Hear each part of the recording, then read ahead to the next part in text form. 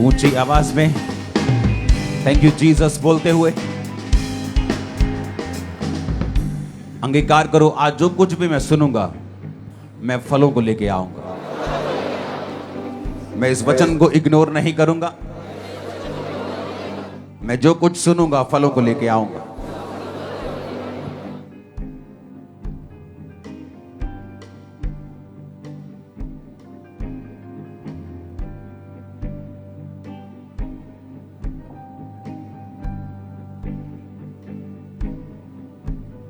प्रभु यीशु मसीह के सामर्थी नाम में हम मांगते हैं। एक बार आज के दिन के लिए खुदावन की जितनी तारीफ कर सकते हो कर दो। हालेलुया। आज की वर्शिप के लिए, आज के वो जीसस क्राइस्ट के सीन के लिए, आज के माहौल के लिए, आज के दिन के लिए ये बेस्ट दिन है आज। बाइबल कहती है आज के दिन जीसस क्राइस्ट ने अपने चेलों के साथ आखिरी भोज लिया था। थर्सडे वाले दिन ये सेवकाई थर्सडे शुरू हुई थी।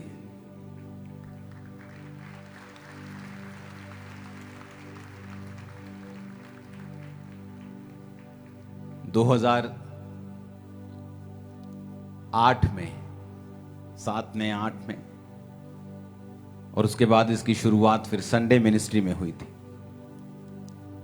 मेरा यह बिलीव है कि आज जो वर्ड आप सुनेंगे आपके कान खुल जाएंगे और शैतान चला जाएगा। बाइबल कहती प्रभु यीशु मसीह ने अपने चेलों के पांवों को धोया और यीशु मसीह ने कहा मनुष्य का पुत्र सेवा करवाने के लिए नहीं बल्कि करने के लिए आया है। और अगर आपको यह बात मालूम हो कि अगर आपको अपनी लाइफ में जीतना है, क्योंकि परमेश्वर ने आपको जीतने के लिए बुलाया है।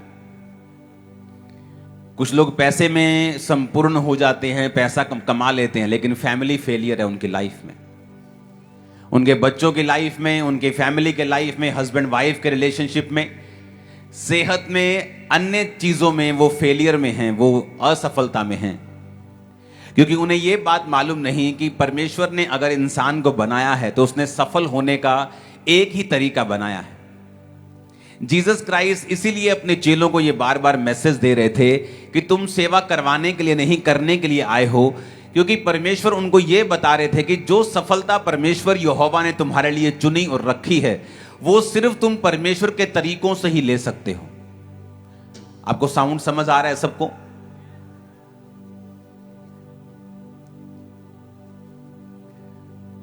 तो जब आप आज का वचन सुनेंगे आपको यह मालूम होगा कि जीसस क्राइस्ट ने हमारे लिए एक एग्जाम्पल सेट किया है।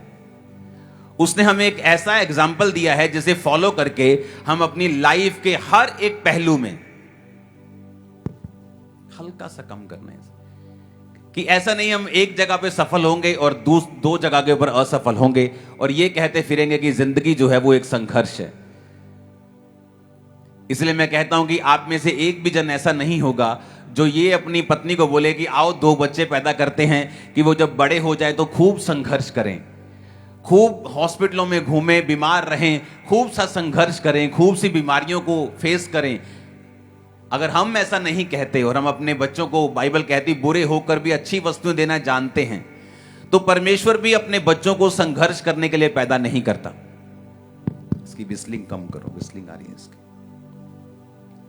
लेकिन बाइबल कहती हमने परमेश्वर के रास्तों को छोड़ा है, हमने परमेश्वर के रास्तों से हम अलग हुए हैं, जिसके कारण हमारी लाइफ में संघर्ष है, हमारी लाइफ में फेलियर है। भजन संहिता 110 उसकी 1 और 2 आयत को आज हम पढ़ेंगे। उसमें लिखा है मेरे प्रभु की यहोवा की वाणी यह है कि तू मेरे दाहिने बैठ जब तक कि मैं तेरे शत्रुओं को तेरे चरणों की चौकी ना कर दूं। The Lord said unto my Lord, sit thou at my right hand until I make thine enemies thy footstool। तेरे पराक्रम का राजदंड यहोवा सिय्योन से बढ़ाएगा और तू अपने शत्रुओं के बीच में शासन कर। सब बोलो आमीन। ये वचन जैसा आप समझ रहे हैं उससे कहीं अधिक लाखों गुना गहरा है। इसमें लिखा, परमेश्वर ने मेरे प्रभु से कहा, यह जीसस क्राइस्ट के लिए वचन बोला गया है, कि तू मेरे दाहिने हाथ बैठ जब तक कि मैं तेरे शत्रुओं को तेरे चरणों की चौकी ना कर दूं। उसने कहा, मेरे दाहिने हाथ बैठ, sit thou at my right hand. Sit का मतलब है बैठने, का मतलब है यशब। यशब 3427वां शब्द है इब्रानी का, जिसे बैठने के लिए इस्तेमाल किया गया कि तू मेरे दाहिने हाथ बैठ। बैठने का मतलब है इब्रानी भाषा में यशब। यशब का मतलब है सेटल होना। यशब का मतलब है कि परमेश्वर के दाहिने हाथ पे सेटल हो जाना, अपने आप को ठहरा लेना, अपने आप को वहां सेटल कर लेना। एक होता है कि आपके मन में डाउट है कि पता नहीं परमेश्वर ने मेरा काम करना है कि नहीं करना, क्या मैं पवित्रताई में जीऊं या ना जीऊं, क्या मुझे और भी जगह जाना चाहिए, क्या मुझे और भी विकल्प खोजने चाहिए कि नहीं खोजने चाहिए। यह वचन उन लोगों के लिए नहीं है। परमेश्वर ने कहा, सिट, मेरे दाहिने हाथ बैठ जा, sit thou at my right hand. Sit का मतलब है कि मेरे दाहिने यशब, उसने कहा मेरे दाहिने हाथ यशब कर, यानी सेटल हो जा। दाहिने हाथ का मतलब क्या है? यशब का मतलब है कि टू रिमेन सेटल, अपने आप को सेटल कर लेना, अपने आप को बांध लेना, ऐसा बांध लेना कि फिर आपके पास, आपके दिल में और कोई भी विकल्प नहीं है। आप ये नहीं सोच रहे हो कि अगर परमेश्वर काम नहीं करेगा तो मेरे पास ये एक ऑप्शन है, अगर परमेश्वर ऐसा नहीं करेगा तो मैं यहां चला जाऊंगा। ये उन लोगों के लिए वचन नहीं है। इसीलिए आप ये नोटिस करते हैं कि क्रिश्चियनिटी में हर एक व्यक्ति जीत की गवाही के साथ खड़ा नहीं होता। हर एक पास्टर भी ऐसी गवाहियों के साथ खड़ा नहीं होता, क्योंकि ये एक चुनाव है। ये चुनाव है आपका कि आप परमेश्वर के वचन के ऊपर उस तरह से खड़े रहेंगे जिस तरह प्रभु यीशु मसीह खड़े रहे थे। प्रभु यीशु मसीह को कहा गया था कि मैं तुम्हें भेजता हूं, तो प्रभु यीशु मसीह ने कहा, जिस तरह पिता मुझे भेजता है मैं तुम्हें भेजता हूं। यानी जो कोई वचन परमेश्वर यीशु मसीह के लिए लिखा गया है वो वचन आपके लिए भी लागू होता है, क्योंकि वचन कहता है कि जिस तरह पिता ने प्रभु यीशु मसीह को भेजा उसी तरह से आपको परमेश्वर जीसस क्राइस्ट यीशु ने भेजा हुआ है। कितने मेरी बात को समझ रहे हैं? तो जो वचन परमेश्वर यीशु मसीह के लिए लिखा गया है वो वचन आपके ऊपर भी लागू होता है, क्योंकि वचन कहता है कि हम जब जीसस क्राइस्ट के लहू के ऊपर विश्वास कर लेते हैं तो हम उसके संगी वारिस हैं। संगी वारिस होने का मतलब होता है कि एक प्रॉपर्टी है, उसके दो वारिस हैं, 50-50%। इसलिए परमेश्वर ने कहा, जब तुम मुझ पे यकीन कर लोगे तो तुम परमेश्वर की चीजों के साथ यीशु मसीह के संगी वारिस होंगे। यानी यीशु मसीह और तुम्हारा हिस्सा सेम होगा, और जो वचन परमेश्वर के लिए लिखा गया है वो वचन तुम लोगों के लिए और मेरे लिए भी लिखा गया है।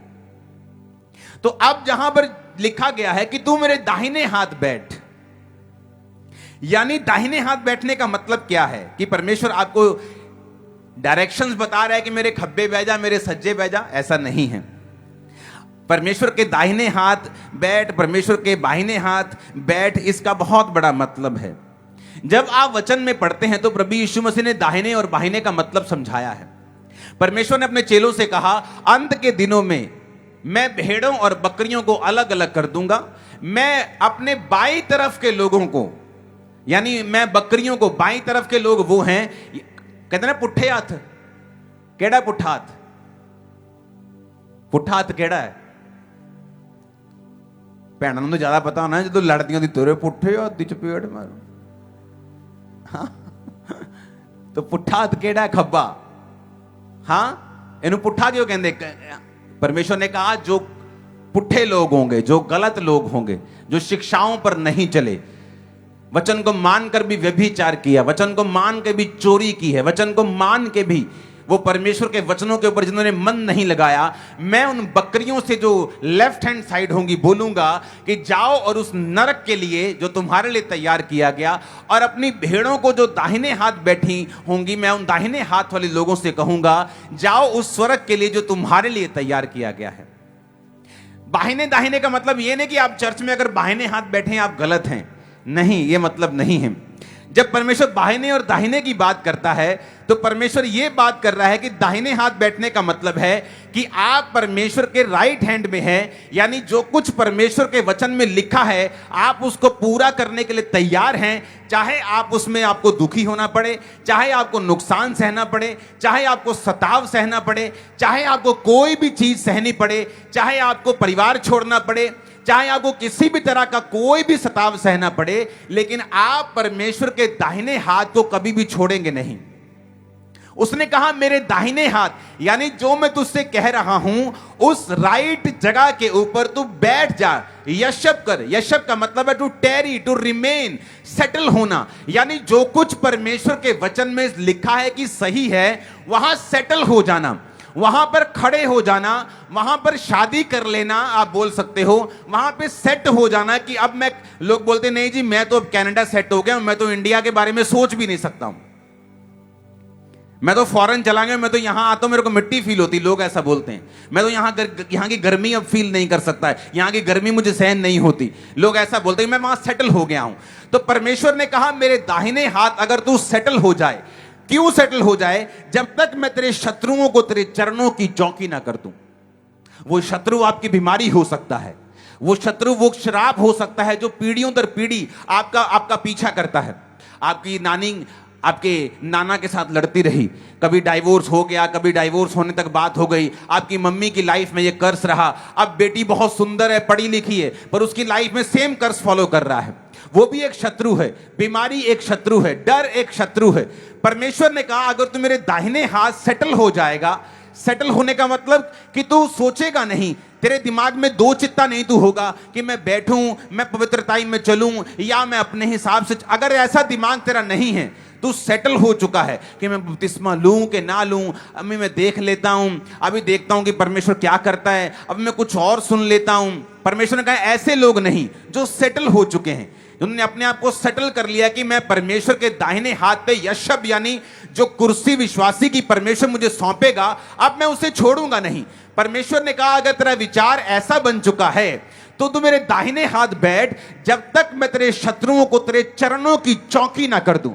तुम्हारी बीमारी तुम्हारे पांव के नीचे होगी, तुम्हारा डर तुम्हारे पांव के, और वो उसका सही प्लेस है, और वही उसका सही प्लेस है। मैंने कहा जब तक राजा यहोवा के अधीन रहते थे, उनके शत्रु उनके पांव के नीचे रहते थे। जब वो यहोवा से मुख फेर लेते थे और व्यभिचार में और अपने अलग अलग देवताओं की उपासना में चले जाते थे, तो वचन कहता है कि शत्रुओं का जो पैर था वो उनके सिरों के ऊपर आता था, जबकि शत्रुओं का के सिर के ऊपर उनका पैर होना चाहिए था। क्यों? क्योंकि वचन पूरा होता है, वचन पूरा होता है। जब आप भजन संहिता 106 और उसकी 41 आयत में पढ़ते हैं, तब लिखा, तब उसने उनको अन्य जातियों के वश में कर दिया और उनके बैरियों ने उन पर प्रभुता की, उनके शत्रुओं ने उन पर अंधेर किया और वे उनके हाथ तले दब गए। ये तब की बात है जब इजरायली परमेश्वर के विरुद्ध हो गए, तो बाइबल कहती परमेश्वर ने उन्हें अन्य जातियों के वश में कर दिया, जबकि वचन ये कहता है, परमेश्वर ने कहा था कि मैं तुम्हें सब जातियों में से श्रेष्ठ बनाऊंगा। आप जानते हैं परमेश्वर बदला नहीं, वो कहता मैं युगानुयुग एक सा रहने वाला परमेश्वर हूं। क्यों परमेश्वर कहता है कि मैं मैंने तुम निकम्मे को, मैंने तुम्हें निर्बल को क्यों चुन लिया? ताकि तुम्हें एक एग्जाम्पल बना सकूं, और जो अपने आप को मजबूत समझते हैं तुम्हें इतना मजबूत कर सकूं कि वो भी लज्जित हो जाएं कि परमेश्वर ने कमजोर को चुन के हमारे सिर के ऊपर बिठा दिया है। आज भी उसकी यही योजना है। कुरिन्थियों में यही कहता है, वो कहता क्या तुम नहीं जानते परमेश्वर ने जगत के निर्बलों को चुन लिया? क्या तुम नहीं जानते परमेश्वर ने जगत के तुच्छों को चुन लिया? लेकिन तुच्छ, एक निर्बल, एक कमजोर करे क्या? वो परमेश्वर के दाहिने हाथ बैठे ताकि परमेश्वर उसको मजबूत कर सके, क्योंकि जो बाहिने हाथ बैठे हैं परमेश्वर उनको मजबूत नहीं कर सकता, क्योंकि वो उनके शत्रुओं को उनके चरणों की चौकी नहीं करेगा। वो दाहिने हाथ कहता मेरे बैठ, राइट स्टैंडिंग कर, मेरे साथ सही चल, तो मैं तेरे शत्रुओं को तेरे चरणों की चौकी कर दूंगा। आज गरीबी क्यों आपके चरणों के नीचे नहीं है? आज क्यों आप चाहते हुए भी गरीबी से बाहर नहीं आ पाते?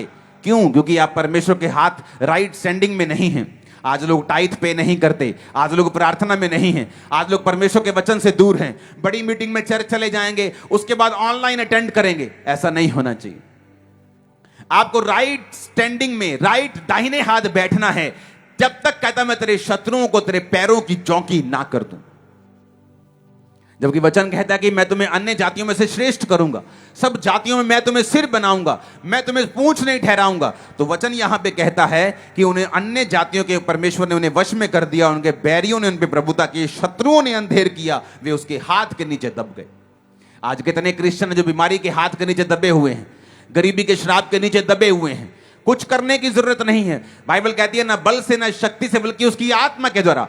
आपको सिर्फ तौबा करने की जरूरत है। परमेश्वर आज से मैं राइट स्टैंडिंग में तेरे दाहिने हाथ यशब करता हूं, बैठता हूं, सेटल करता हूं। मार रख, जिला ले, मार दे, दुखी कर दे, कुछ भी कर दे, आज से तू मेरा परमेश्वर है। चंगा कर ना कर, आजाद कर ना कर, आज से तेरे अलावा मेरा और कोई परमेश्वर नहीं।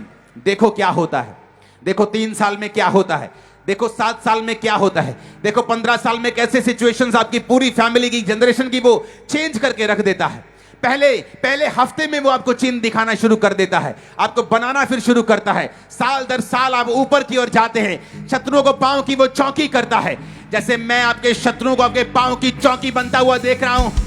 आमीन। मेरे को खड़कने वाला चाहिए शैतान के कानों के बीच में। हालेलुया। उसका वचन बहुत गहरा है। उसने कहा यशब एट माई राइट हैंड, मेरे दाहिने हाथ तू बैठ जा। हालेलुया। दाहिने का मतलब है इब्रानी भाषा के 3225वां शब्द यामीन, कि दाहिने हाथ बैठ, जो मैं कह रहा हूं वो कर। आगे लिखा है तेरे पराक्रम का राजदंड यहोवा सिय्योन से बढ़ाएगा। तू अपने शत्रुओं के बीच में शासन कर। उसने ये नहीं कहा तू अपने शत्रुओं के बीच में सरवाइव कर, अपने शत्रुओं के बीच में तेरी जिंदगी कट जाएगी। उसने कहा तू शासन करेगा, रूल करेगा। उसने कहा तू तेरे पराक्रम का राजदंड, the Lord shall send the rod of thy strength out of Zion. उसने कहा तेरे पराक्रम का राजदंड यहोवा सिय्योन से बढ़ाएगा। हिंदी में थोड़ा सा ट्रांसलेशन में परफेक्शन नहीं होती, इसलिए मैं इब्रानी भाषा आपके साथ लेकर बैठता हूं और इंग्लिश लेके बैठता हूं, पंजाबी लेके बैठता हूं, ताकि हम सारी भाषाओं को पढ़ के उसका निचोड़ निकाल सकें। The Lord shall send the rod of the strength. उसने कहा वो तुम्हारी जो स्ट्रेंथ वाली रॉड है ना, स्टाफ, लाठी, तुम्हारी ताकत की लाठी। मूसा के पास वो लाठी थी कि नहीं थी?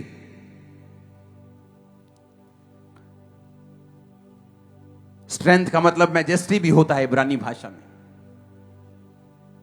कि वो ग्लोरियस लाठी, वो ग्लोरियस अधिकार परमेश्वर ने कहा जो मूसा के हाथ में था। वो लाठी परमेश्वर ने कहा समुद्र के सामने कर, वो 2 भाग हो जाएगा। परमेश्वर कहता वो अधिकार भी तुझे देगा, शैतान के ऊपर, बीमारियों के ऊपर, परिस्थितियों के ऊपर। तुम प्रार्थना करोगे, लोगों के दिमाग चेंज हो जाएं अधिकारों के साथ। तुम प्रार्थना करोगे, वो रास्ते खोल देगा। तुम प्रार्थना करोगे, तुम्हारी फाइल 10% होगी, रिजल्ट 100% होगा। पर कहता वो कहां से आएगी, ये समझने वाली बात है। ये लोग भूल जाते हैं। परमेश्वर ने कहा तेरा जो राजदंड होगा वो सिय्योन से आएगा। The Lord shall send the rod of the strength out of Zion, कि जो तुम्हारी स्ट्रेंथ की रॉड है, तुम्हारी मेजेस्टिक जो लाठी है, जो अधिकार है, जो पावर है, वो परमेश्वर कहता मैं सिय्योन से भेजूंगा। क्या है सिय्योन?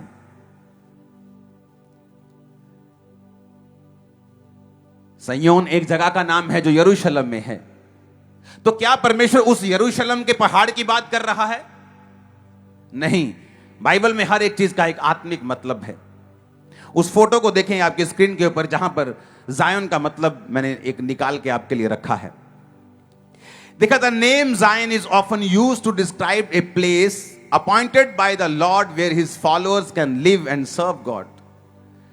शारीरिक रीति में कहता है कि जो सिय्योन जगह है वो तो यरूशलेम में है, शारीरिक रूप में एक पहाड़ के ऊपर है, लेकिन परमेश्वर यहां पर आपको कह रहा है कि मैं तेरा जो रॉड है, तेरी अधिकारों की जो लाठी है, मैं तुम्हें सिय्योन से भेजूंगा। तो वो उस पहाड़ की बात नहीं कर रहा है, वो एक आत्मिक क्षेत्र की बात कर रहा है, जो ये एक वचन कहता है कि सिय्योन एक ऐसा प्लेस है जो परमेश्वर ने ठहराया है, जहां पर उसके फॉलोअर्स रहते हैं और सर्व गॉड, वो उसकी सेवा करते हैं। कि सिय्योन को परमेश्वर ने पवित्रताई का नगर और शरण नगर भी बोला है। तो सिय्योन का मतलब यह है एक ऐसा स्थान जहां पर एक विश्वासी रहता है, एक ऐसा स्थान जहां पर वो परमेश्वर की सेवा करता है। यह एक आत्मिक क्षेत्र है, एक आत्मिक सिय्योन की परमेश्वर बात कर रहा है। जब आप फैसला करते हैं कि आज से मैं परमेश्वर के दाहिने हाथ बैठूंगा, या तो आप बाहिने हाथ बैठेंगे या दाहिने बैठेंगे, बीच में नहीं बैठ सकते, बीच में परमेश्वर है। या तो आप शैतान की ओर हैं या तो आप परमेश्वर की ओर हैं, या तो गलत है या सही है, न्यूट्रल नहीं हो सकते तुम। या तो तुम शैतान की सेवा कर रहे हो तो या परमेश्वर की कर रहे हो, या तो शैतान की बात मान रहे हो या परमेश्वर की मान रहे हो, तुम बीच में नहीं हो, बीच में परमेश्वर है। या तो इधर हो या इधर हो। तो परमेश्वर ने क्या कहा?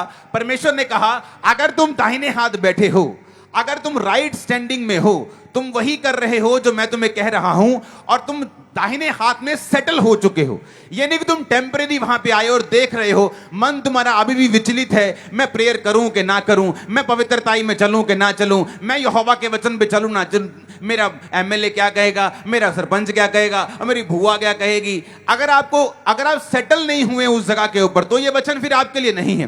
परमेश्वर ने कहा जो दाहिने हाथ सेटल हो चुके हैं, मन बना लिया कि जीऊं मरूं खाऊं पीऊं, कैसे भी खुदा रखे, मैं यहीं अब सेटल हो चुका हूं, मैं उसके वचन को पूरा करना नहीं छोड़ूंगा, कोई मेरी तलवार भी रख देगा तो मैं फिर परमेश्वर का ही हूं। अगर तुम इस तरह के बन चुके हो, तो परमेश्वर ने कहा वो तुम्हारे शत्रुओं को क्या करेगा?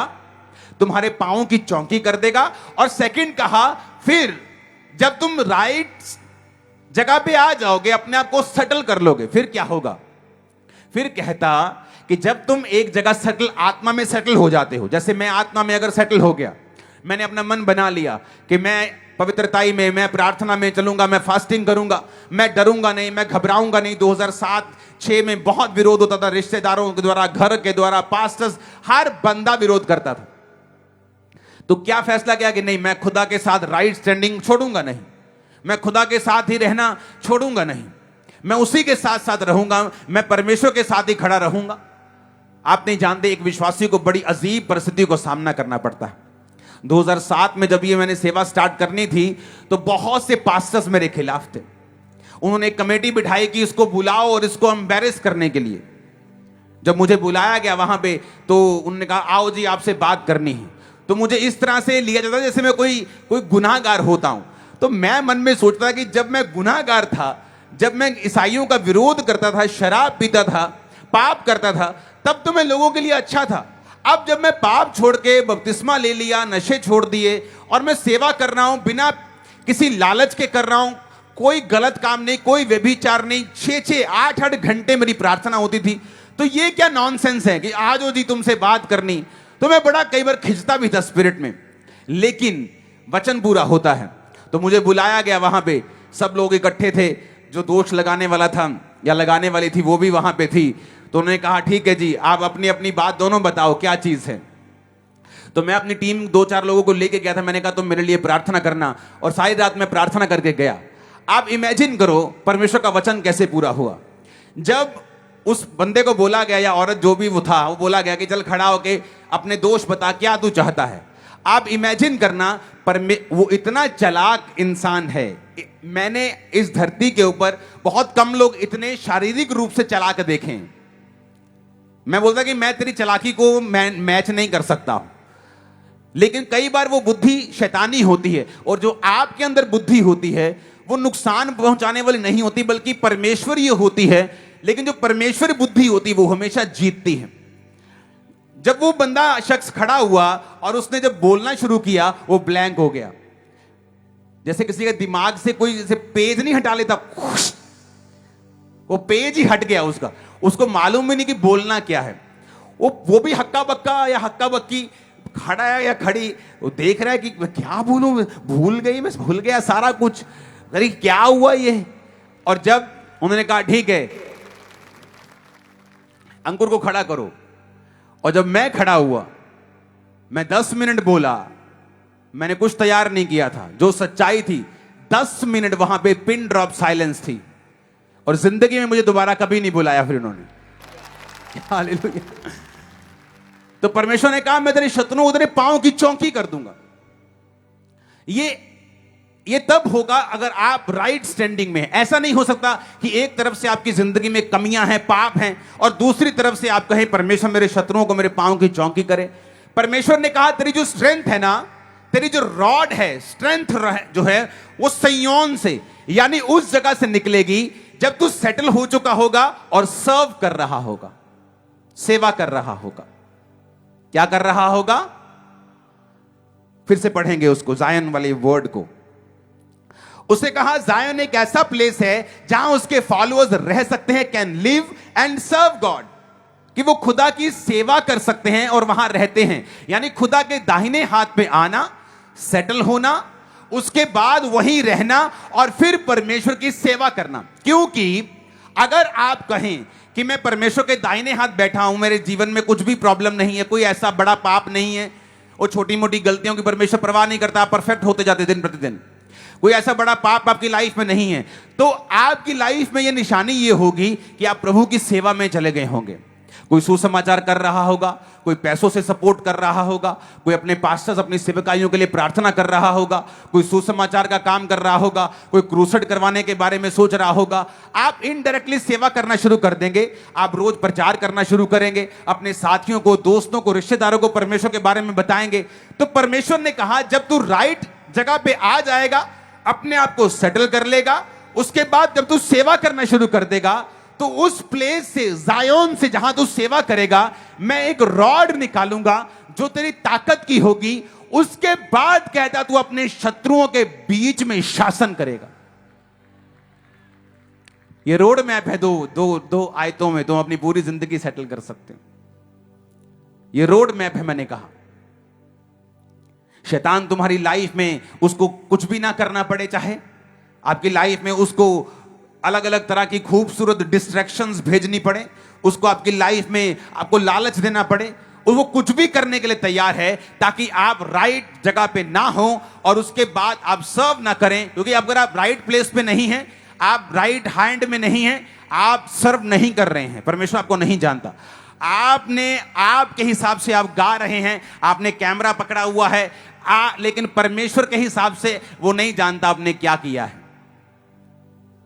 वो उन्हीं को जानता है जो राइट हैंड पे हैं और वहां पे सेटल हो गए हैं, टेरी कर चुके हैं, बंध चुके हैं, शादी कर चुके हैं, उसके साथ जीने मरने का वादा करके खड़ चुके हैं। और जब वो वहां से सेवा करते हैं, परमेश्वर ने कहा उस सेवा वाले स्थान से, आत्मिक स्थान से, मैं तुम्हें एक रॉड दूंगा, तुम्हारी ताकत की स्टाफ दूंगा, तुम्हें एक लाठी दूंगा। उसके बाद तुम अपने शत्रुओं के बीच में सर्वाइव नहीं करोगे, शासन करोगे। तुम्हारा टाइम आ चुका रूल करने का इन जीसस नेम। आप मेरी बात समझ रहे कि नहीं? हां, आप समझ रहे कि नहीं? परमेश्वर ने कहा कि तू अपने शत्रुओं के बीच में शासन कर। मेरे प्रभु से यहोवा की वाणी यह है, तू मेरे दाहिने हाथ बैठ जब तक कि मैं तेरे शत्रुओं को तेरे चरणों की चौकी ना बना दूं, कर दूं। तेरे पराक्रम का राजदंड यहोवा संयोन से बढ़ाएगा और तू अपने शत्रुओं के बीच में शासन कर। The Lord shall send the rod of thy strength out of Zion, कि वो जायन से, संयोन से उस रॉड को भेजेगा जिससे तू अपने शत्रुओं के बीच में शासन कर सकेगा। हमारा शत्रु कोई पार्टी नहीं है, आरएसएस, बीजेपी, कांग्रेस, ये हमारे शत्रु नहीं है। ये विरोध भी करे तब भी शत्रु नहीं, शैतान हमारा शत्रु है। बीमारियां, वो चीजें जो आपको प्रभु में जाने से रोकती हैं, हर वो व्यक्ति भी हो सकता है जो आपको उस डेस्टिनी को पूरा करने से रोकता है जिसके लिए आप पैदा हुए हैं। परमेश्वर ने कहा तू शासन करेगा, सरवाइव नहीं करेगा, तू रूल करेगा इन जीसस नेम। और ऐसी लाइफ देने के लिए परमेश्वर ने आपको बुलाया है। आप ऑटोमेटिकली चरणों की चौकी के इस वायदे से और राजदंड से और शत्रुओं के बीच में शासन करने से परे हो जाते हैं जब आप दाहिने हाथ को छोड़कर बाहिने हाथ में चले जाते हैं। आपके गले में फिर मोटा सा क्रॉस आपको बचा नहीं सकता, आपका आमीन हालेलुया बोला आपको बचा नहीं सकता, क्योंकि आपने उसके वचन को ब्रेक कर दिया है और तोड़ दिया है। परमेश्वर कहता है कि मैं अपने नाम से भी अधिक बड़ा महत्व मैं अपने वचन को देता हूं। अगर तुमने मेरे वचन को तोड़ दिया, तुमने मुझको तोड़ दिया। इसलिए जीसस क्राइस्ट के जितना खुश यहोवा को कोई नहीं कर सका, क्योंकि वचन कहता है कि जीसस क्राइस्ट ने वचनों से कभी भी गद्दारी नहीं की। वो वचनों को कंप्लीट करते रहे, पूरा करते रहे। हालेलुया। अब आपने देखना है कि मैं वचन पे चलना चाहता हूं कि नहीं। बाइबल स्टडी करें रोज। डेली वाला वचन बहुत जल्दी शुरू हो जाएगा जब ये मीटिंग्स और निकल जाएंगी। वचन को सुने, वचन को पढ़ें, उसकी प्रेजेंस में बने रहें, क्योंकि ये आपकी हेल्प करेगी पापों से बाहर आने के लिए।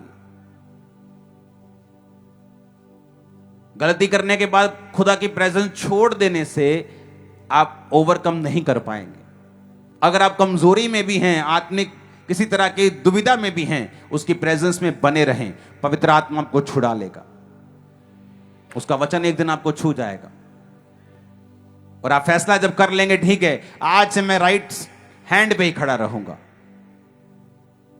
फिर कहता है शत्रुओं को तेरे पांव की चौकी तू नहीं करेगा। कौन करेगा? तेरा बाप करेगा, मैं करूंगा। उसने कहा हालेलुया। कहता फिर मैं करूंगा, तुझे कुछ करने की जरूरत नहीं, तो अपने शत्रुओं के बीच में शासन कर। एक बार ऊंचा हालेलुया बोलो जरा।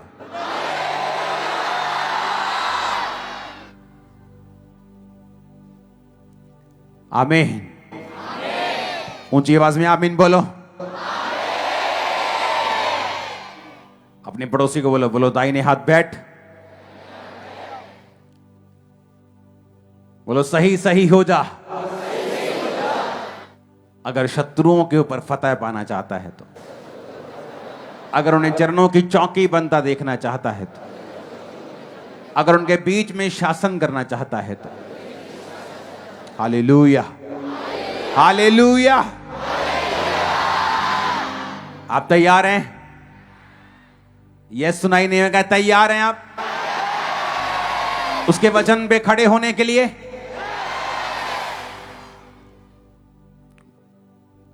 मैं आपको परमेश्वर का हृदय बता सकता हूं।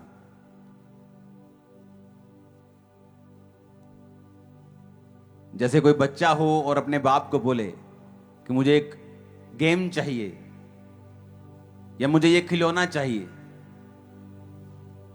सुबह उसका बाप घर से निकल पड़ा और शाम को एक फोन आता है उस बच्चे को कि मैंने तेरा खिलौना ले लिया है।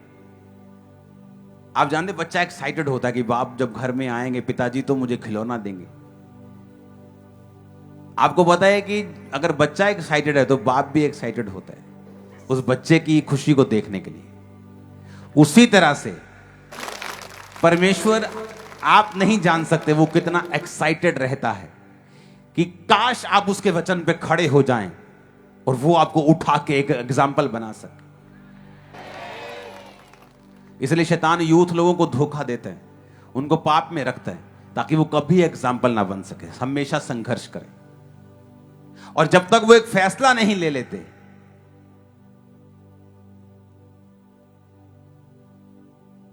मैं लास्ट लाइन बोल के खत्म करूंगा। मैंने कम बुद्धिमान लोगों को देखा है। क्या बोला मैंने? शारीरिक रूप से बहुत कम बुद्धिमान लोग, मैं उन्हें जानता हूं पर्सनली। जब मैं उनके साथ बैठता हूं तो तौबा तौबा ही है। मतलब बहुत बुद्धि ठीक, बहुत ठीक ठाक है मतलब। लेकिन उन्होंने अपनी लाइफ में ग्रेट हाइट्स अचीव कर ली हैं पवित्रता के कारण, सिर्फ पवित्रता के कारण। पवित्रता के कारण परमेश्वर की बुद्धि उनमें काम करती रही और उनको बचाती रही, और गरीबी के श्राप को तोड़कर वो आगे निकल गए। यह आपका फैसला होगा। वो थोपता नहीं है। ये 2 लाइनें जिसको समझ आ जाएंगी, भजन संहिता 110 उसकी 1 और 2 आयत, ये एक रोड मैप है हमेशा विक्टोरियस लाइफ जीने का। God bless you all. अपने हाथों को उठाओ।